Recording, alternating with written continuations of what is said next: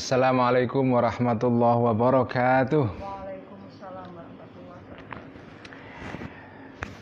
Bismillahirrahmanirrahim. Alhamdulillahi rabbil alamin. Wassalatu wassalamu ala asyrafil anbiya'i wal mursalin sayyidina wa habibina wa maulana wa qurrati a'yunina Muhammadin wa ala alihi wa ashabihi wa man tabi'ahum bi ihsanin ila yaumiddin. Rabbi syrah li sadri wa yassir li amri wahlul 'uqdatam min lisani yafqahu qawli. Rabbi zidna ilma warzuqna fahma, amin ya rabbal alamin. Amma ba'du, para santri Ikhya online yang saya cintai, mari kita ngaji Ikhya kembali seperti biasa. Dan sebelum kita mulai, mari kita hadiahkan Al-Fatihah kepada muallif kitab Ihya Hujjatul Islam Abi Hamid Al-Ghazali.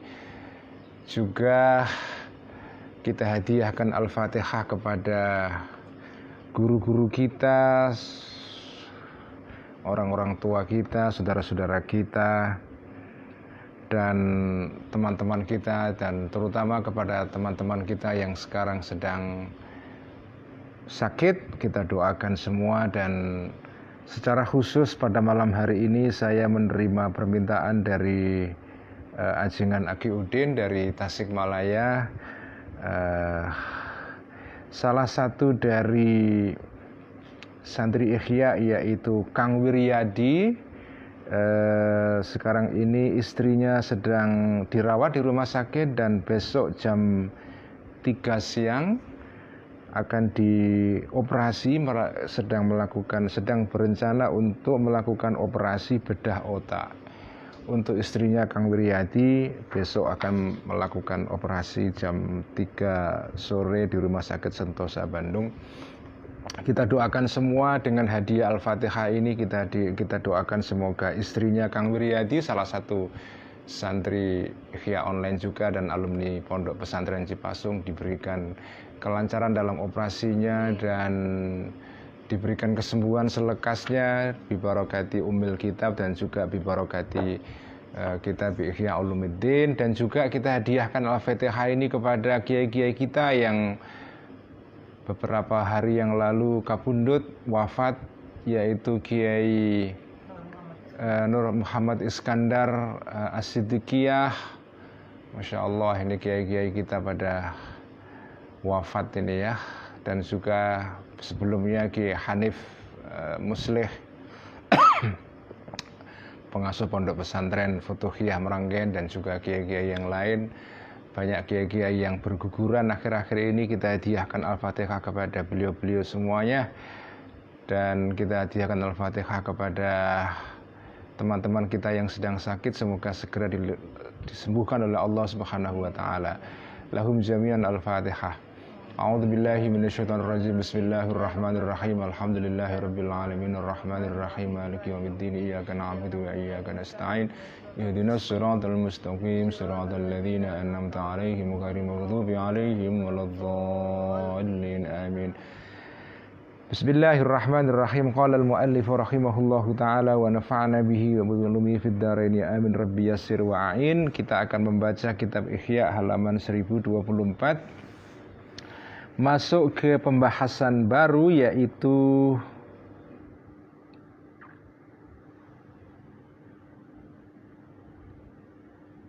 pembahasan tentang afatul lisan yang ke-14 ya. Pembahasan yang baru yaitu tentang godaan dan jebakan mulut manusia ya, yaitu bohong ya. Bohong itu salah satu godaan mulut manusia ya. Al-afatur rabi'ata asyarata. Afat yang ke-10 ya. Ke-14 ya. Afat yang ke-14 adalah al-kizbu. Adalah bohong. Bohong di dalam fil qauli, dalam ucapan, wal yamini, dan dalam sumpah ya. Biasanya orang bohong itu ketika bersumpah ya, karena dia kepingin merebut haknya orang lain dalam pengadilan, dia mau bersumpah tapi bohong. Wa huwa min qabaihidz dzunubi. Wa huwa dan bohong ini al-kizbu ya. Min qabaihidz dzunubi adalah salah satu dari dosa yang buruk ya, yang paling buruk. Wa fawahisyil uyubi dan cacat-cacat manusia yang paling keji itu ya, yang keji ya. Qala berkata Ismailu bin Wasitin.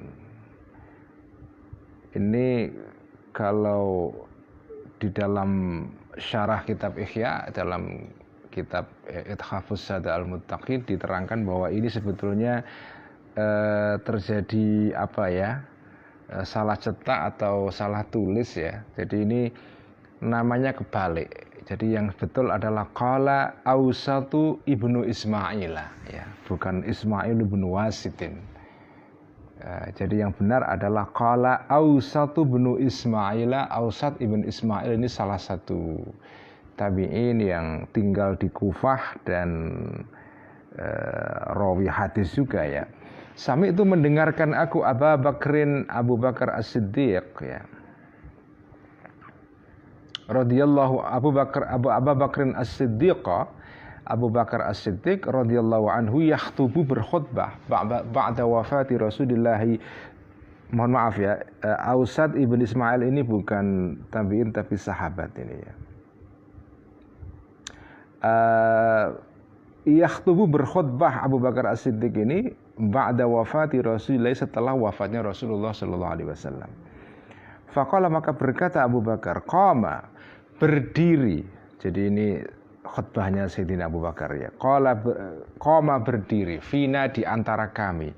Rasulullah sallallahu alaihi wasallam, maqami, di tempatku sekarang ini, hadza ini ya. Ama awalin ya, pada awal tahun ya, ama awalin. Thumma baka, kemudian menangis Kanjeng Nabi ya. Thumma baka, kemudian menangis Kanjeng Nabi. Wa qala, dan berkata dan bersabda Kanjeng Nabi, iyyakum wal kadhiba fa innahu ma'al fujuri wa huma finnari. Iyyakum, hati-hatilah kalian, wal kadhiba, terhadap tindakan bohong. Fa innahu, karena sesungguhnya bohong, ma'al fujuri, bersama itu bersama fujur ya, tindakan apa ya, jahat ya, atau tindakan zalim. Wahuma, dan kadhibun dan fujurun adalah finnari, itu nanti di neraka, artinya membuat orang yang melakukannya akan masuk neraka. Al-kidhbu wal fujuru ya.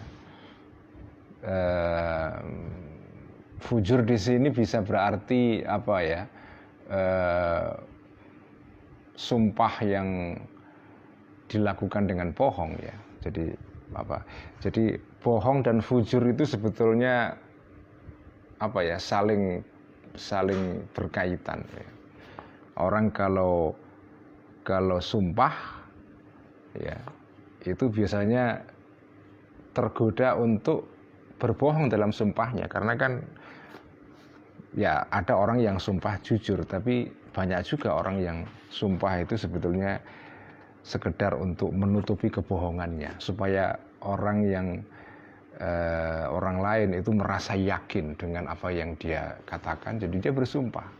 Makanya sumpah itu sebetulnya tidak dianjurkan dalam agama, apalagi kalau berurusan dengan hak ya,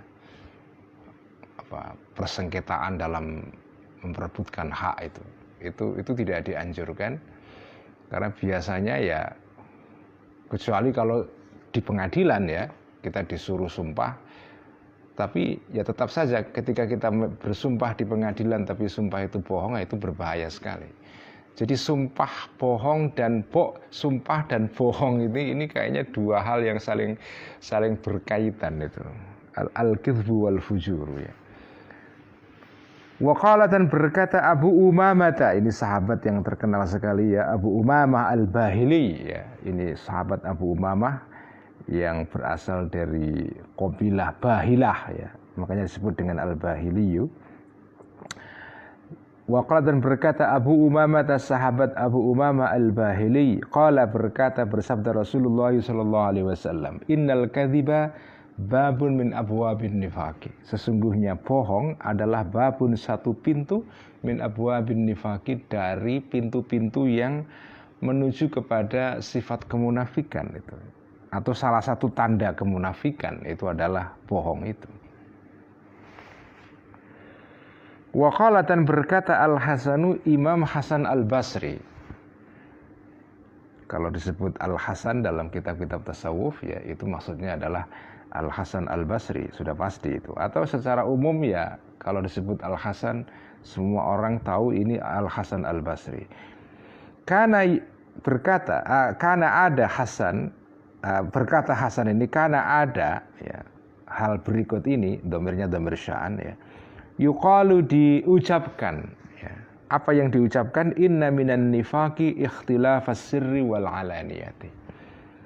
Tanda-tanda, sesungguhnya tanda atau termasuk tanda-tanda kemunafikan adalah ikhtilafas sirri, berbedanya hati, sesuatu yang rahasia dalam hati kita, wal alaniyati, dan sesuatu yang nampak di luar. Apa yang kau katakan tidak sama dengan yang di hatimu. Itu tanda-tanda kemunafikan. Wal qaula atau wal qauli, dan perbedaan antara ucapan, wal amali, dan tindakan. Itu juga tanda kemunafikan juga. Wal madkhali, dan sesuatu yang kamu katakan saat masuk, atau masuknya sesuatu atau masuknya kamu, wal makhraji, dan keluarnya kamu ya. Kamu masuk berkata A, keluar berkata B. Masuk bertindak A, keluar bertindak B. Pagi mengatakan A, sore mengatakan B ya. Jadi antara keluar dan masuk itu tidak sama, tidak konsisten. Wa innal asla, dan sesungguhnya pokok kaidah alladzi bunya, yang didasarkan alaihi, atas dasar ini, al asl an-nifaqu, kemunafikan. Dasar kemunafikan itu adalah khabarnya inna, al-kizbu adalah bohong. Jadi bohong itulah asal usul dari kemunafikan. Wa qala, dan bersabda kanjeng Nabi alaihi salam, kaburat khiyanatan an tuhadditsa. Kaburat, sungguh besar, khianatan, kaburat sungguh besar, khianatan berupa khianatnya, ini tamyiz ya, antu haditha, untuk berkata-kata engkau atau mengatakan engkau atau menceritai engkau akhoka, saudara kamu, hadithan, suatu percakapan atau suatu cerita, huwa, yang percakapan ini atau huwa, yang saudara kamu ini, laka, kepadamu, bihi, terhadap hadis ya, musaddiqun, percaya.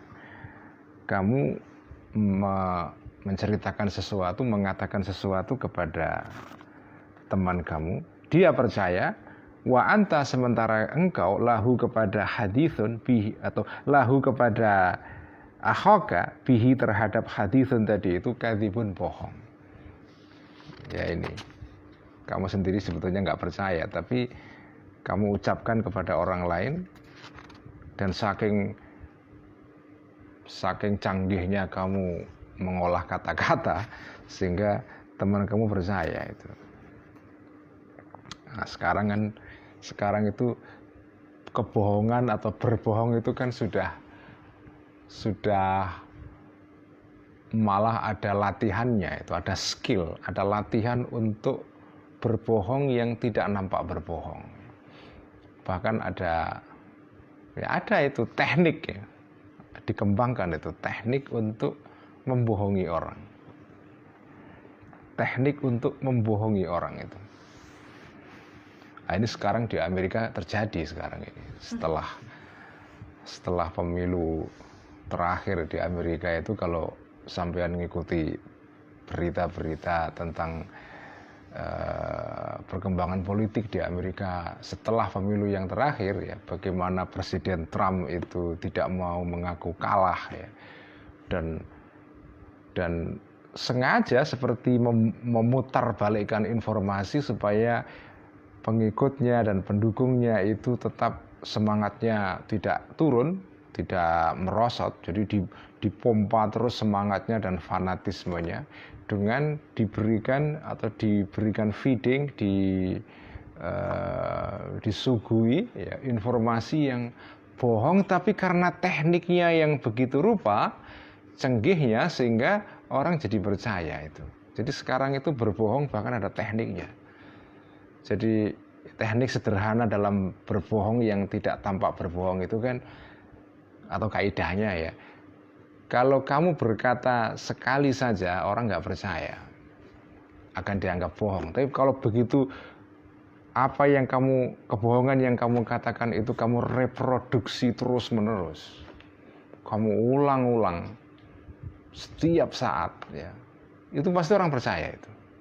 Jadi kebohongan yang diulang-ulang terus secara ekstrim, secara berlebihan ya, secara terus-menerus, permanen ya, secara konsisten diulang setiap hari itu, gimana orang nggak percaya?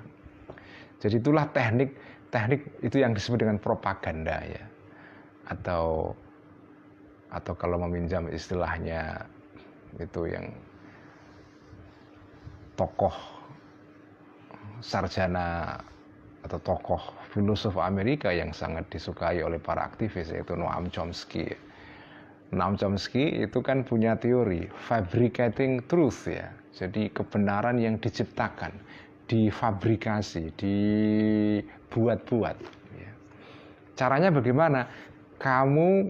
Kebohongan itu kamu gelontorkan kepada publik, kamu ucapkan terus-menerus setiap saat berulang-ulang ya. Ya pelan-pelan orang akan memakan kebohongan itu. Itulah teknik berbohong di dalam dunia modern, yang itu mulainya dari era Nazi dulu di Jerman itu ya. Itu namanya teknik propaganda.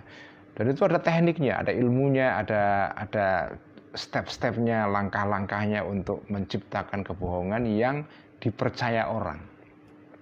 Kebenaran tanda kutip, karena ini bukan kebenaran, sebetulnya kebohongan, cuma karena dikemas begitu rupa sehingga orang percaya itu sebagai kebenaran itu ya. Jadi ini kamu mengatakan sesuatu yang membuat, karena tekniknya begitu canggih, teman kamu percaya, kamu sendiri nggak percaya. Jadi orang-orang yang memproduksi atau menciptakan propaganda itu, dia tahu yang dia katakan itu bohong itu. Presiden Trump di Amerika itu ngerti bahwa dia kalah, tapi dia mengatakan bahwa pemilu ini dicuri, pemilu ini dicurangi oleh lawannya dan seterusnya, dan itu dikatakan setiap hari sampai sekarang ini, sehingga para pengikutnya ya percaya itu. Jadi ini kebohongan sudah lagi bukan tindakan yang bersifat individual, tapi ini sistematis ini. Jadi era modern, pada zaman dulu nggak ada ini. Ini produksi masyarakat modern ini, penemuan masyarakat modern, yaitu memproduksi kebohongan dengan cara dan teknik yang begitu canggihnya sehingga orang percaya. Waqala, dan berkata Ibnu Mas'udin, sahabat Abdullah bin Mas'ud, sahabat yang besar dan terkenal sekali. Qala, bersabda an-Nabi, kanjeng Nabi sallallahu alaihi wasallam, la yazalul 'abdu yakdzibu wa yataharral kadhiba hatta yuktaba indallahi kadzaban.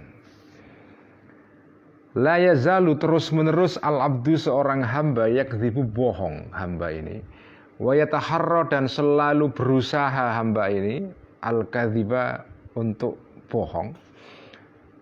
Jadi bohong yang dibiasakan sehingga menjadi tabiat, menjadi habit ya.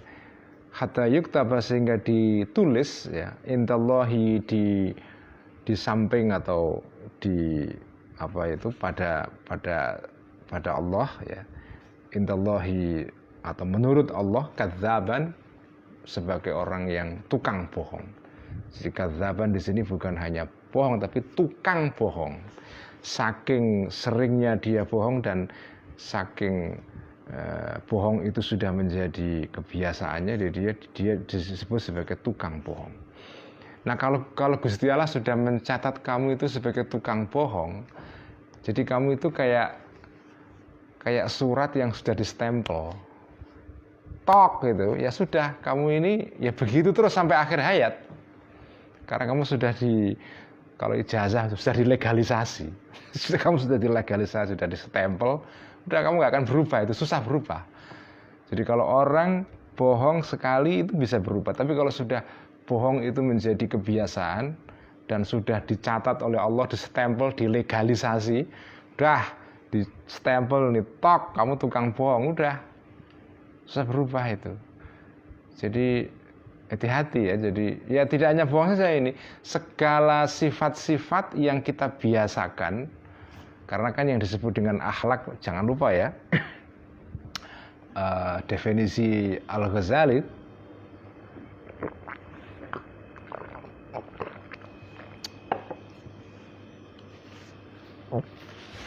Al-Ghazali kan mendefinisikan akhlak itu dalam pembahasan yang sudah lampau ya, sudah kita baca berbulan-bulan yang lalu.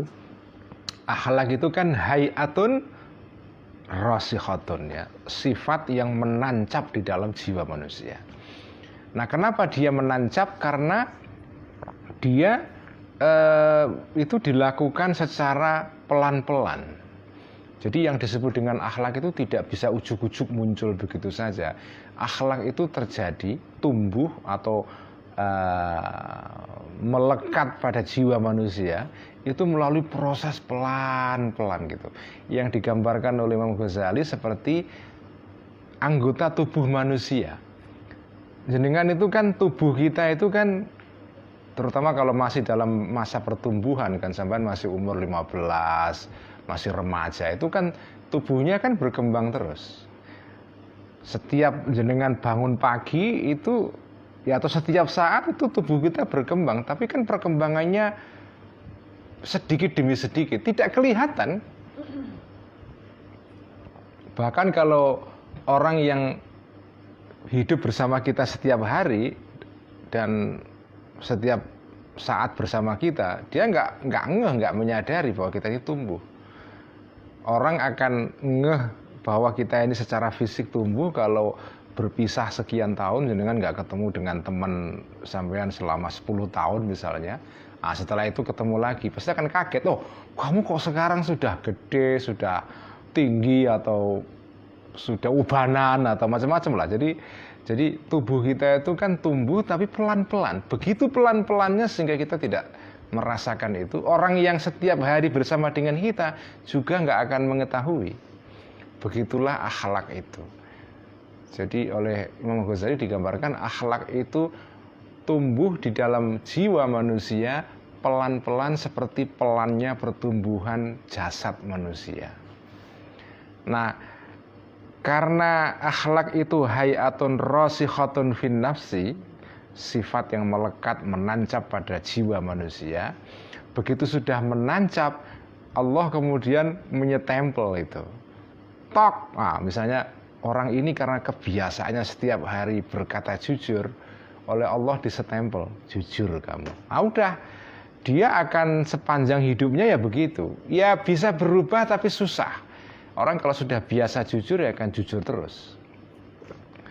Dia sudah terbiasa menjadi orang yang suka membantu orang lain. Udah disetempel oleh Allah, tok, udah sampai kapanpun ya begitu. Orang sudah terbiasa dia itu kalau berinteraksi, berhubungan atau ya bergaul dengan orang lain itu wajahnya ceria, wajahnya sumeh kalau dalam bahasa Jawa, wajahnya selalu sumringah ya, menebarkan energi positif. Itu kan tidak ujuk-ujuk orang itu seperti itu kan latihan pelan-pelan, dilatih oleh orang tuanya, dilatih oleh lingkungannya, selain juga ada sifat bawaan ya. Tapi sifat bawaan itu kalau tidak didukung oleh lingkungan yang kondusif ya mati, nggak tumbuh dia.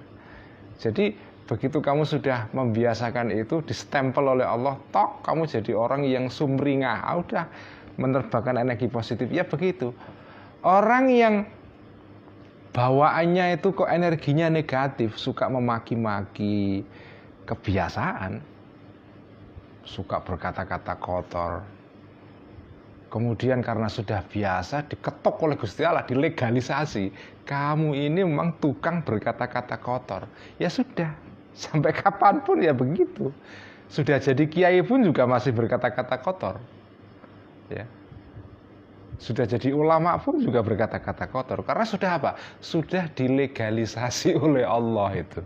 Sudah yuktaba, ya. Apa tadi? Hatta yuktaba. Ini makanya hati-hati ya. Jangan sampai kita ini membiasakan sesuatu sehingga hatta yuktaba oleh Allah. Kalau sudah hatta yuktaba, jenengan sudah ditulis, dilegalisasi, ditempel oleh Allah, itu berat itu. Berat itu, susah berubah itu. Ya bisa berubah tapi butuh usaha yang berat sekali karena mencabut akhlak yang buruk itu kan seperti mencabut akar pohon yang sudah masuk menghunjam dalam di tanah. Jadi kan kalau mau mencabut akar pohon yang sudah tumbuh besar itu kan susah sekali. Jadi jangan ya. Jadi jangan sekali-kali kita ini melakukan sesuatu yang buruk hatta yuktaba. Nah itu jangan. Tetapi kalau hatta yuktaba karena kita melakukan kebiasaan yang baik, alhamdulillah, itu yang kita cari. Jadi biasakan kita melakukan tindakan kebiasaan yang positif, yang baik ya, sehingga hatta yuktaba. Sehingga Allah sudah mencatat, melegalisasi, menyetempel kamu orang baik. Wah, alhamdulillah udah kita sampai akhir hayat insya Allah ya husnul khotimah. Itu yang kita cari begitu. Jadi ini kata kuncinya hatta yuktaba ini. Ya. Bertindak jelek sekali ya nggak apa-apa ya. Kita bisa minta ampun kepada Allah, istighfar, diampuni. Tapi kalau sudah kebiasaan hatta yuktaba itu susah, sudah nggak bisa itu dihilangkan itu ya. Wa marra, dan lewat Rasulullah sallallahu alaihi wasallam birajulaini, melewati dua laki-laki. Ada dua orang, birajulaini dengan dua orang ya. Yatabaya'ani, yang saling jual beli dua orang ini, syatan kambing. Wa yatahalafani, dan saling sumpah dua orang ini. Ya. Yaqulu, berkata, gimana sumpahnya? Yaqulu, berkata, ahaduma, salah satu dari rajulain ini, wallahi la angkusuka min kadza wa kadza. Wallahi, demi Allah, la angkusuka, tidak mengurangi aku engkau kepada kamu min kadza, dari sekian, wa kadza, sekian. Saya tidak akan, demi Allah, ini kambing yang saya jual kepada kamu jumlahnya sekian dan sifatnya seperti ini, beratnya sekian kilo, tidak saya kurangi sama sekali. Nah, ini biasa kan? Orang kalau jual beli transaksi itu kan untuk meyakinkan partnernya, itu kan kadang-kadang perlu sumpah itu. Itu bagian dari teknik marketing itu. Ya. Jadi ya kalau sekarang tekniknya sudah makin canggih, nggak hanya sumpah saja, marketingnya macam-macam udah. Itu sudah ilmu sendiri sekarang marketing itu. Kalau dulu ya udah cara orang kalau sedang bertransaksi untuk meyakinkan partnernya ya sumpah aja. Wa yaqulu, dan berkata al-akharu, yang lain, wallahi, demi Allah, la aziduka, tidak akan menambah aku kepada kamu ala kadza wa kadza, atas sekian dan sekian ya. Famarra, maka lewatlah salah satu dari dua orang tadi itu, bisyati, dengan apa itu, dengan kambing ya. Wa qadishtara dan akhirnya beli salah satu dari dua orang itu kepada kambing, ahaduma salah satu dari dua orang ini. Jadi dua orang mau mau partnership ya, atau berkongsi dagang dengan cara membeli kambing kan. Jadi untuk meyakinkan, jadi ini dua orang kepengen partneran lah ya, kepengen dagang kambing ya. Saling satu sama lain saling bersumpah, pokoknya saya akan jujur, tidak akan mengurangi jumlah kambing, menambahi jumlah kambing dan segala macam.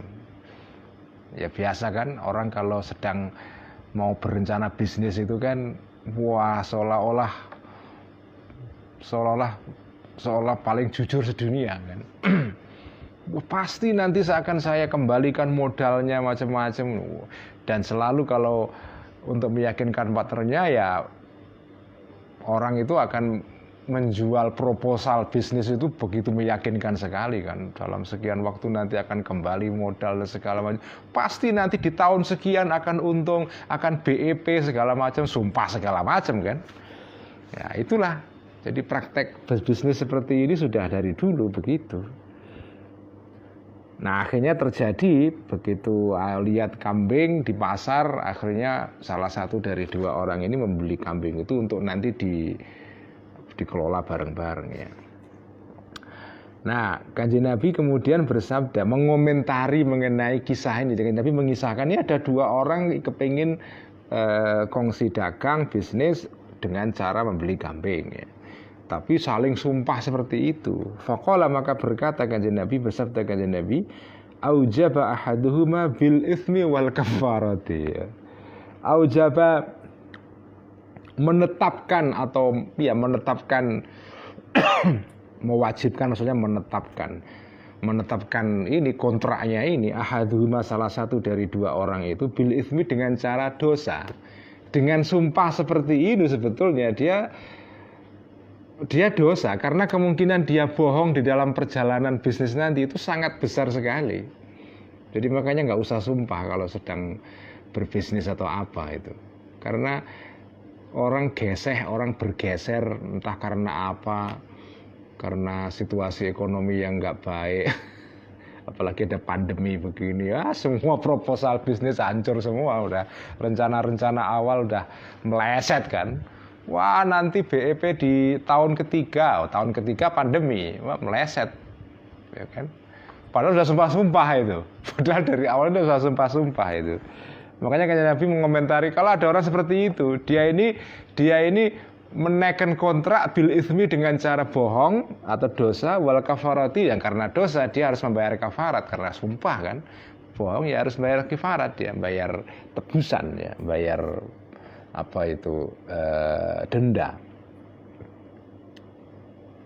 Makanya ya kalau sedang kongsi bisnis itu yang wajar-wajar saja, nggak usah. Ya namanya orang bisnis itu selalu ada kemungkinan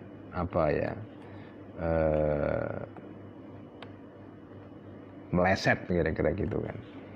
Ya meskipun tentu ya bukan berarti tidak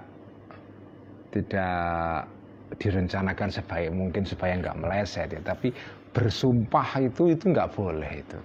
Ya. Jadi ini hadis ini sebetulnya secara tidak langsung pesannya adalah ketika kamu jual beli sedang kongsi dagang dengan partner kamu itu nggak usah sumpah kayak seperti itu. Karena apa? Karena kemungkinan bohongnya itu besar sekali. Wa qala, dan berkata Kanjeng Nabi alaihi salam, al-kadzibu yunqisur rizqa atau yanqusur rizqa. Al-kadzibu bohong, yunqisu mengurangi atau yanqusu mengurangi ar-rizqa, rezeki. Itu akibatnya. Wa qala, dan bersabda Rasulullah sallallahu alaihi wasallam, innat tujjara humul fujjar. Innat tujjara, sesungguhnya para pedagang, hum adalah al fujjaru, orang-orang yang suka sumpah bohong. Ya, artinya ngomong bohong itu al-fujjar ya. Ya kenapa ya? Memang begitu dari dulu itu. Ya sampai sekarang pun juga begitu kan. Dagang itu penuh dengan tipuan. Makanya kita dianjurkan atau diwajibkan oleh agama untuk zakat itu ya antara lain untuk membersihkan harta kita dari kotoran-kotoran yang terutama kalau berdagang ya. Berdagang itu ya begitu berdagang itu. Karena kompetitif kan. Dagang itu kan kompetitif. Persaingannya luar biasa dan untuk memenangkan persaingan ya kadang-kadang orang harus menempuh cara-cara yang kasar kan. Cara-cara yang kasar itu. Fakila maka ditanyakan, loh kenapa Kanjeng Nabi? Kenapa kok para pedagang itu tukang bohong itu?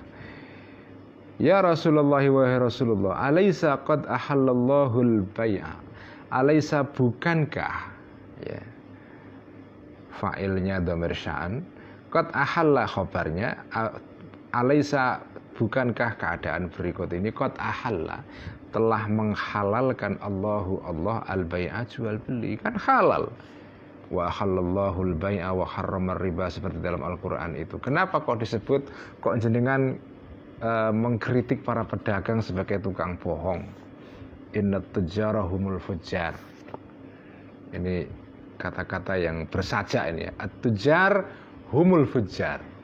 At-tujjar humul fujjar. Naam, iya memang dihalalkan jual beli itu, walakinnahum tetapi para pedagang itu yakhlifuna, kita bisa memaknai yakhlifuna ini kadang-kadang atau sering, ya tergantung konteksnya ya. Yakhlifuna itu fi'il mudhari' dalam ilmu ma'ani, ilmu mengenai semantik ya, mengenai cara memahami kata dalam bahasa Arab itu. Dalam ilmu ma'ani itu fi'il mudhari', fi'il yang menunjukkan waktu sekarang atau masa depan ya, itu disebut dengan fi'il mudhari' dalam bahasa Arab. Kata kerja mudhari' itu maknanya adalah at-tajaddud ya. At-tajaddud yaitu artinya tindakan yang terjadi berulang-ulang ya, at-tajaddud wal istimrar ya. Jadi kata kerja mudhari' dalam bahasa Arab itu secara semantik, secara makna itu artinya adalah pekerjaan yang dilakukan tidak sekali saja, tapi berulang-ulang. Itu salah satu maknanya. Karena itu ketika di sini Kanjeng Nabi menggunakan fi'il mudhari' yahlifuna, itu artinya adalah para pedagang itu selalu sumpah itu, atau punya kecenderungan untuk sumpah itu. Ya begitu karena apa? Karena gini ya. Berdagang itu kan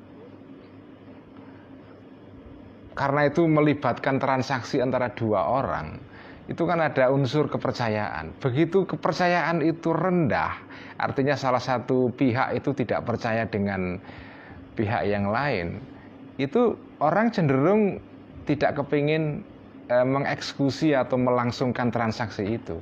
Sementara pihak yang jual misalnya dia kepingin transaksi ini berlangsung karena kepingin dagangannya laku, maka dia terpaksa untuk mengatasi kepercayaan yang rendah ini, dia tolong itu atau dia tutupi rendahnya kepercayaan dengan sumpah, ya kan? Kalau orang sudah sama-sama yakin ini produk ini ya ini produk yang buatan Jerman pasti bagus lah ya, nggak usah dikasih sumpah orang beli itu. Tapi kalau ini produk baru dari negeri yang antah berantah orang nggak ngerti ini kualitasnya kayak apa, lalu kamu jual barang ini, kan konsumen nggak yakin ini mereknya apa, nggak jelas ini KW3 atau makan KW10 gitu kan, kita nggak tahu. Tapi dari segi penampilannya keren sekali, apalagi di era online shop sekarang. Kalau belanja online shop itu kan fotonya keren sekali kan. Nah itu Mbak Admin tuh sering kali belanja online itu, fotonya bagus, ternyata begitu sampai jelek sekali, ketipu kita. Ya orang yang kepercayaannya rendah, itu kan butuh diyakinkan. Nah itu pedagang kadang-kadang ya terpaksa untuk menutup ini defisit kepercayaan ini ditutup dengan sumpah itu. Makanya pedagang itu, apalagi kalau dia pedagang merek yang nggak terkenal, yang tidak menjamin mutunya, harganya murah, nah itu kan gimana ya sudahlah ya, sumpah itu. Ini wallahi ini barang walaupun mereknya nggak terkenal tapi ini kualitasnya bagus, macam-macam lah ya. Makanya al-tujar itu yahlifuna, mereka cenderung untuk sumpah itu. Nah, sumpahnya biasanya bohong, maka fayathamuna, maka akan jatuh kepada dosa orang-orang tujar ini. Wa yuhadditsuna, dan orang-orang pedagang ini suka ngomong, fayakdzibuna, maka mereka berbohong para tujar ini.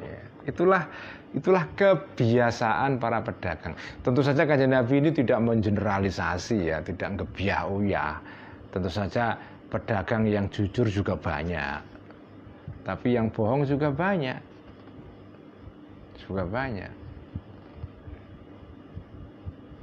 Apalagi di era digital sekarang, waduh banyak itu.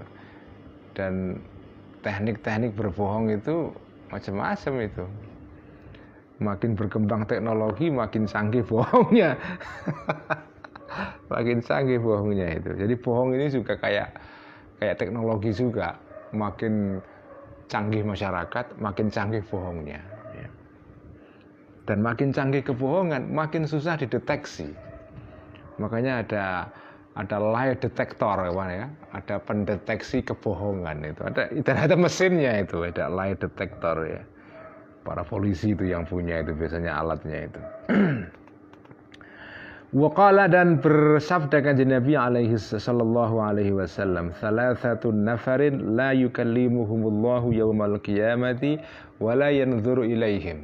Ya, ini redaksi hadis seperti ini biasa dipakai oleh Kanjeng Nabi untuk berbagai konteks ya. Jadi salah satu nafarin, ada 3 kelompok, la yukallimuhum, tidak akan berbicara hum kepada 3 kelompok ini, Allah yaumal qiyamati, pada hari kiamat ini, wala yanzur, dan tidak akan melihat Allah ilaihim, kepada mereka ini. Ini redaksi ini dalam berbagai hadis dipakai redaksi ini ya. La yukallimuhumullahu yaumal qiyamati wala yanzuru ilaihim. Artinya apa? Allah enggak ngereken, enggak dilihat karena enggak ridho, enggak suka itu ya. Nanti di hari kiamat ada 3 kelompok yang tidak disukai oleh Allah. Itu makna kata ini sebetulnya ya itu. Allah enggak suka, sehingga Allah enggak mau noleh, enggak mau ngereken ya. Pertama adalah al-mannanu bi'atiyatihi ya. Al-mannanu, orang yang suka ngundat-ngundat kalau bahasa Jawa itu ya. Kalau dalam bahasa Indonesia ngundat-ngundat itu apa? Yang nginget-nginget, menyebut-nyebut terus ya. Al-mannanu, yang ngundat-ngundat, yang membongkar-bongkar terus bi'atiyati, dengan pemberian dia. Ngasih sedikit tapi diingat terus, disebut-sebut terus gitu loh ya. Orang yang dikasih kayaknya kan jengkel kan. Ngasihnya sedikit diundat-undat terus ya. Itu pun ngasihnya 5 tahun sekali pas pemilu lagi gitu. Setelah itu saya kan sudah ngasih sekian. Jadi diulang-ulang terus, disebut-sebut terus. Orang yang diberi itu diingatkan terus, kamu dulu kan pernah saya kasih sekian. Al-mannan ya. Itulah orang yang tidak disukai oleh Allah. Kalau sudah memberi ya sudah. Jangan kemudian diundat-undat terus, dibongkar-bongkar terus. Untuk menciptakan rasa minder dan rasa rendah diri kepada orang yang dikasih. Jadi kan, nah ini anak saya ini, Billy ini kan belajar antropologi kan, di UI itu. Ada dalam antropologi itu ada salah satu antropolog terkenal namanya Marcel Mauss ya, yang terkenal dengan teorinya mengenai pemberian, the gift ya.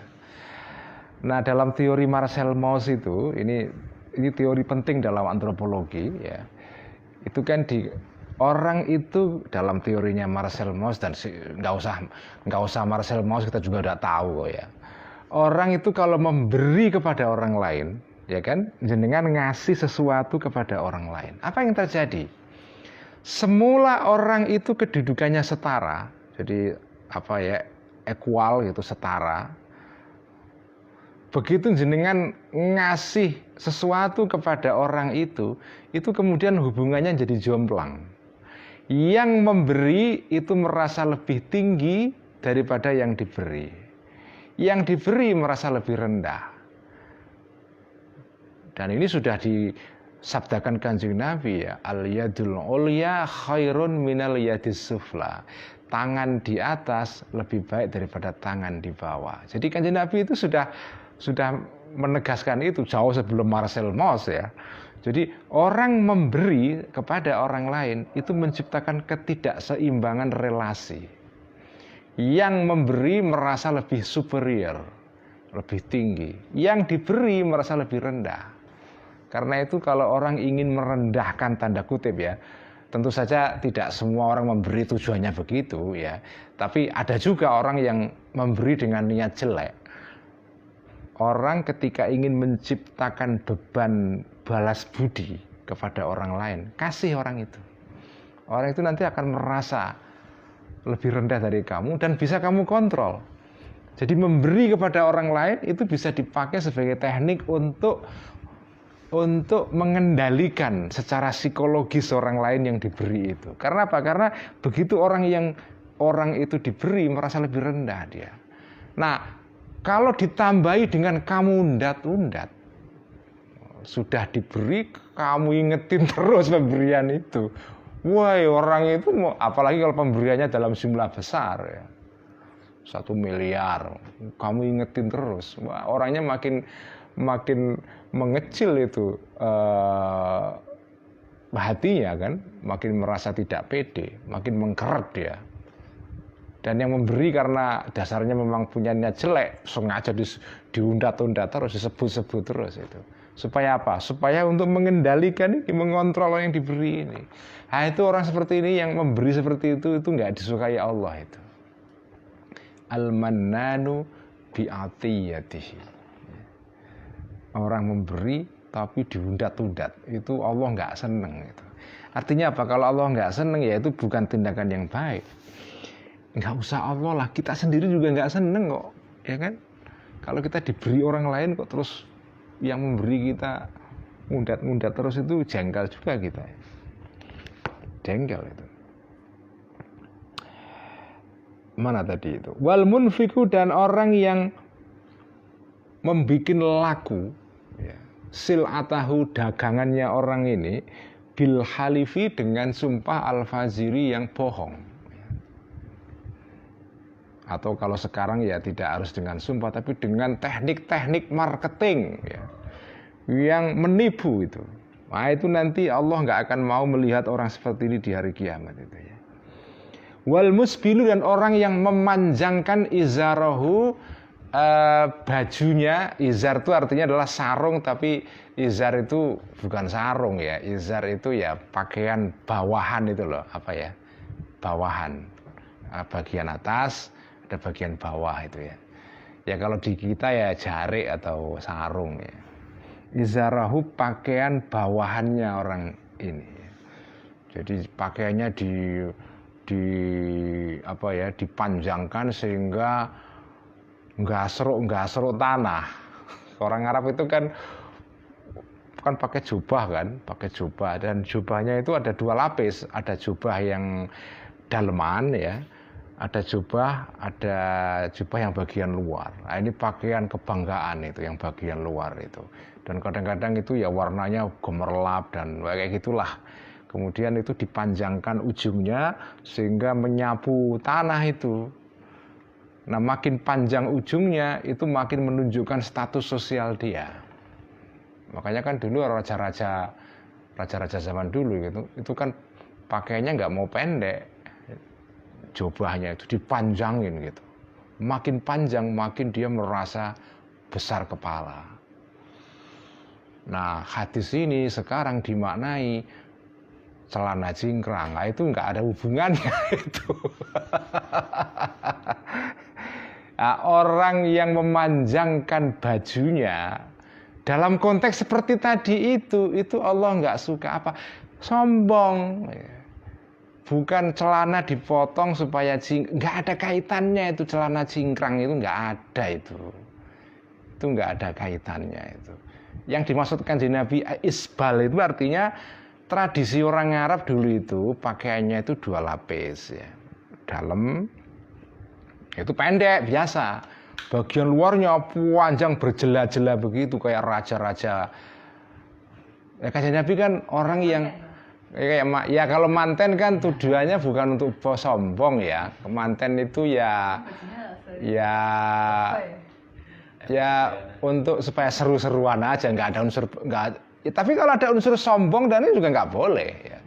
Jadi sebetulnya maksudnya itu adalah isbal itu dilarang oleh agama karena di situ menunjukkan umuk, arogansi, status sosial yang tinggi.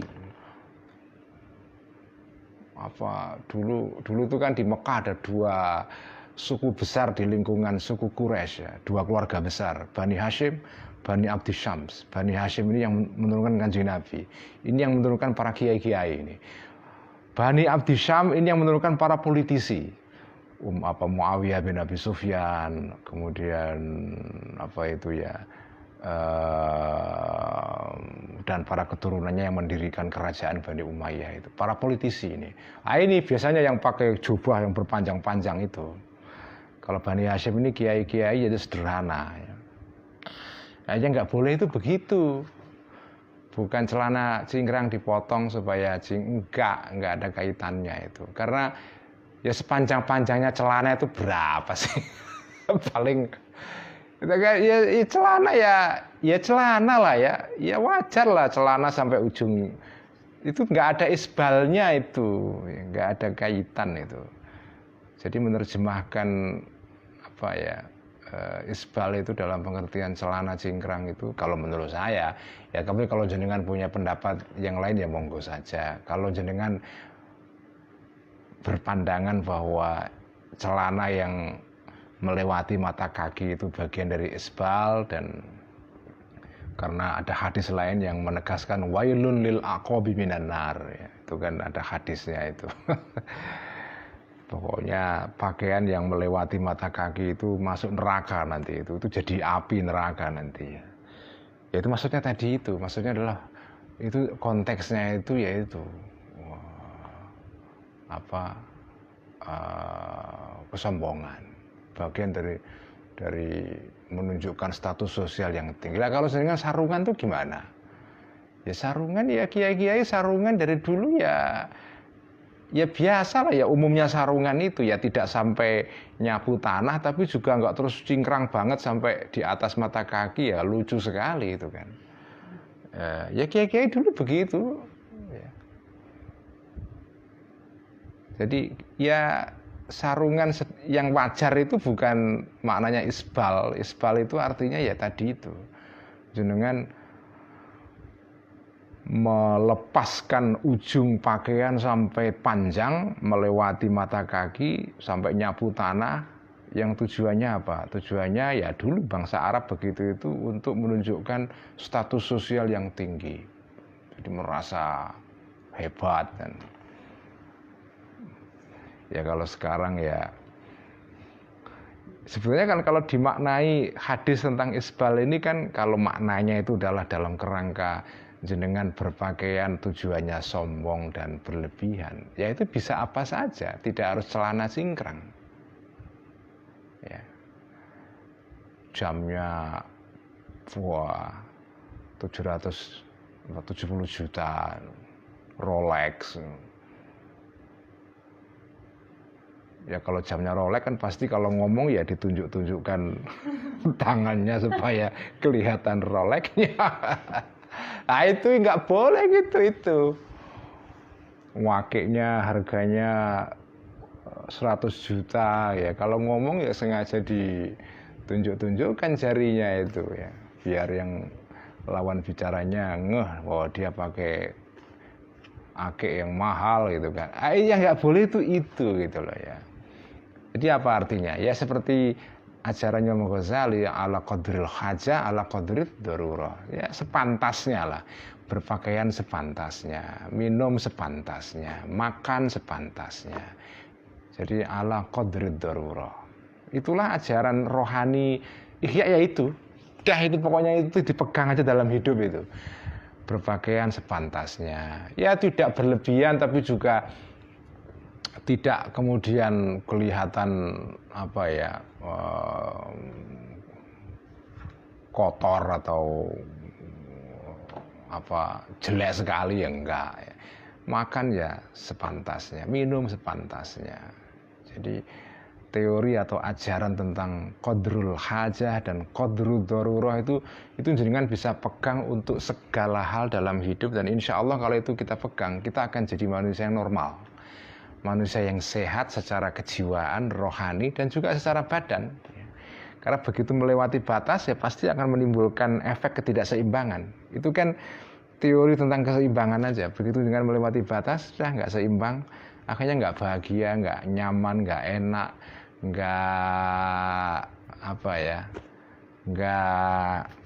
nggak merasa enak aja ya. Karena hidup itu kan harus enak, feeling good ya, enak, merasa feeling good itu maksudnya merasa enak itu ya.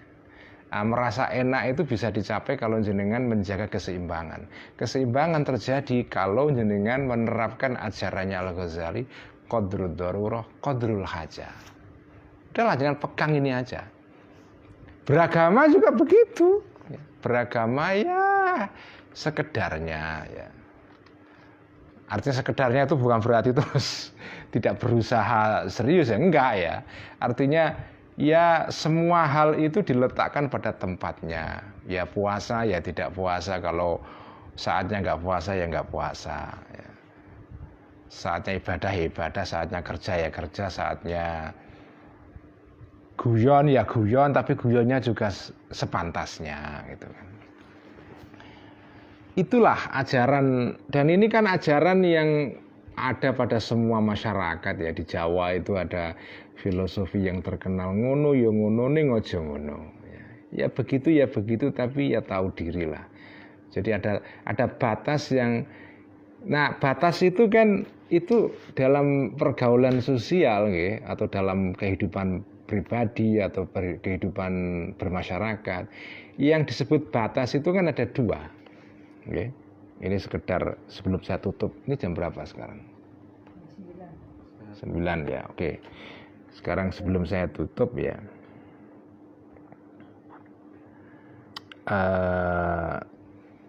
yang disebut dengan batas itu kan ada dua.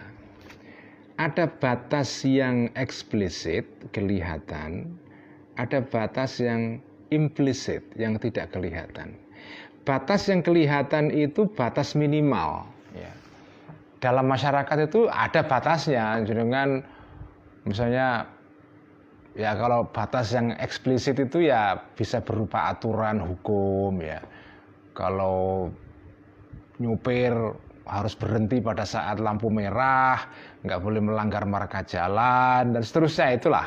Kalau ada tanda S berarti nggak boleh berhenti, S disilang, atau P disilang berarti nggak boleh parkir di situ, seterusnya lah. Itu tanda-tanda yang jelas itu. Itu adalah namanya batas yang jelas. Nah itu batas minimal ya. Nah di dalam kehidupan bermasyarakat ataupun kehidupan pribadi ada batas-batas yang tidak dikatakan. Dan itu kadang-kadang jauh lebih penting, dan banyak batas-batas seperti itu. Jenengan harus tahu, kalau jenengan sudah menjadi bagian dari suatu kelompok masyarakat ya, tinggal di situ sudah lama, jenengan tahu ada hal-hal yang nggak ada hukumnya, ini nggak boleh atau boleh, itu nggak ada. Tapi begitu kalau jenengan langgar, orang akan merasa aneh ya, merasa aneh. Misalnya, apalagi masyarakat Jawa itu, waduh itu ada batas-batas yang kita nggak kelihatan. Nggak kelihatan itu, nggak dikatakan, nggak ditulis ya, tapi itu hanya berupa pengertian saja. Orang semua ngerti, oh kalau kalau orang itu kalau hidup beberayan bareng sama orang lain itu ya, misalnya ada minta tolong ya harus menolong. Nggak ada aturannya harus nolong juga nggak ada. Tapi kalau ada tetangga misalnya punya gawe ya ikut gotong royong membantu misalnya.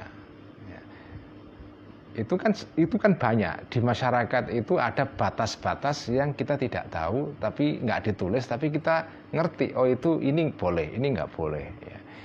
Nah orang yang tidak tinggal lama di situ ya nggak ngerti ya. Dan akhirnya dia bisa melanggar batas itu. Tapi orang biasanya memaklumi, nggak apa-apa karena ini orang luar yang bukan bagian dari kami, jadi nggak masalah, dimaafkan. Tapi kalau jenengan bagian dari suatu masyarakat di situ, jenengan kok melanggar batas itu, walaupun nggak ditulis, nggak dikatakan, nggak ada aturannya, jenengan akan disingkiri, akan dipandang aneh oleh orang-orang itu. Nah itulah apa ya? Itulah batas itu ya. Dalam masyarakat itu selalu ada batas seperti itu. Jadi ini kembali kepada hadis tadi itu ya. Ini kita kan ngomong soal isbal tadi itu loh ya. Jadi isbal itu pokoknya ya berpakaian itu yang sewajarnya lah. Jangan dipanjang-panjangin tapi juga jangan dipendek-pendekin gitu ya. Ya sederhana aja, sewajarnya. Orang Sunda punya batas pakaian yang pantas sendiri, nanti orang Jawa juga ada sendiri, nanti orang Madura, orang Banjarmasin, orang Bugis, Makassar, orang Batak, orang Aceh, Ambon itu kan ada adat-adat, ada kebiasaan di masyarakat itu berpakaian yang pantas itu ya. Nah Kanjeng Nabi ketika bersabda wal musbilu izarahu itu rujukannya kepada itu tadi perilaku orang Arab, sebagian orang Arab yang ingin menunjukkan kelas sosialnya dengan cara memanjangkan ujung jubahnya. Tujuannya apa? Arogansi. Intinya apa? Melebihi qadrul hajah atau qadrul darurah. Itu yang nggak boleh. Sekian ngaji Ihya malam ini, semoga kita mendapatkan berkah dari ngaji Ihya ini dan semoga teman-teman kita yang sakit sekali lagi ya disembuhkan oleh Allah selekasnya, yang terkena COVID segera disembuhkan dan bibarokati ngaji Ihya malam ini. Mari kita pungkasi ngaji Ihya dengan bacaan selawat tibbil qulub. Allahumma salli ala sayyidina Muhammadin tibbil qulubi wa dawaiha wa afiyatil abdani wa shifaiha wa nuril absari wa dhiyaiha wa ala alihi wa sahbihi wa sallim. Allahumma salli ala sayyidina Muhammadin tibbil qulubi wa dawaiha wa afiyatil abdani wa shifaiha wa nuril absari wa dhiyaiha wa ala alihi wa sahbihi wa sallim.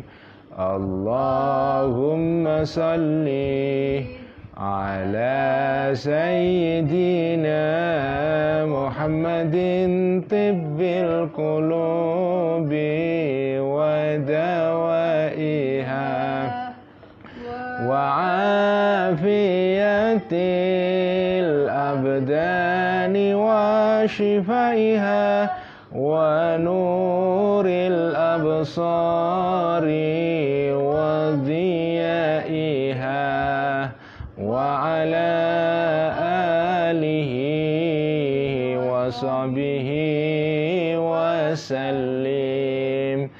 Sekian, wassalamualaikum warahmatullahi wabarakatuh.